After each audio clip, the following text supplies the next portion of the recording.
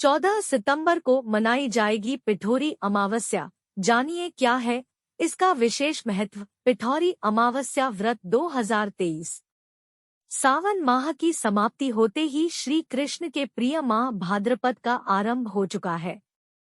प्रत्येक माह में अमावस्या तिथि आती है। भाद्रपद में आने वाली अमावस्या तिथि को पिठोरी अमावस्या कहा जाता है। इस साल 14 अगस्त 2023 को पिठोरी अमावस्या मनाई जाएगी। पौराणिक शास्त्रों के अनुसार इस दिन कुशा इकट्ठी करने मान्यता है। पिठोरी अमावस्या को कुशोत्पाटनी अमावस्या और कुशग्रहणी अमावस्या के नाम से भी जाना जाता है। जानिए इस लेख में अमावस्या की तारीख, शुभ मुहूर्त और महत्व। 14 अगस्त 2023 गुरुवार को पिठोरी अमावस्या मनाई जाएगी। इस दिन आटे से मां दुर्गा सहित 64 देवियों की प्रतिमा बनाकर पूजा अर्चना की जाती है। इस दिन श्रद्धा भाव से पूजा करने वाली माताओं को संतान के आरोग्य होने का वरदान मिलता है। पंचांग के अनुसार भाद्रपद अमावस्या की तिथि 14 सितंबर सुबह 4:48 पर शुरू होगी, जबकि तिथि की समाप्ति 15 सितंबर सुबह 7:09 पर होगी। पिठोरी अमावस्या का महत्व। पिठोरी अमावस्या के दिन श्रद्धा भाव से पूजा करने पर निःसंतान दंपत्ति को संतान की प्राप्ति होती है। जो माताएं इस दिन पूजा करती हैं, उन्हें संतान के स्वास्थ्य और दीर्घायु का आशीर्वाद मिलता है। इस दिन दान, स्नान और तप का विशेष महत्व है।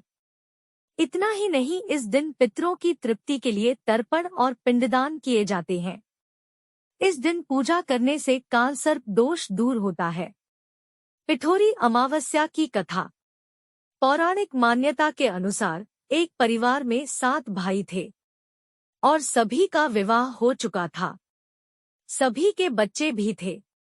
परिवार की सलामती के लिए सभी भाइयों की पत्नी पिठोरी अमावस्या का व्रत करना थी। जब बड़े भाई की पत्नी ने व्रत रखा तो उसके बेटे की मौत हो गई।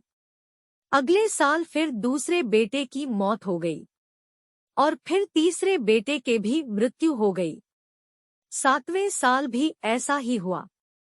तब बड़े भाई की पत्नी ने अपने बेटे का शव छिपा दिया था।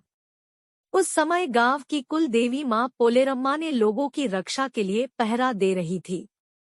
तब उन्होंने बड़े भाई की पत्नी को दुखी देखा तो उसके दुख का कारण पूछा।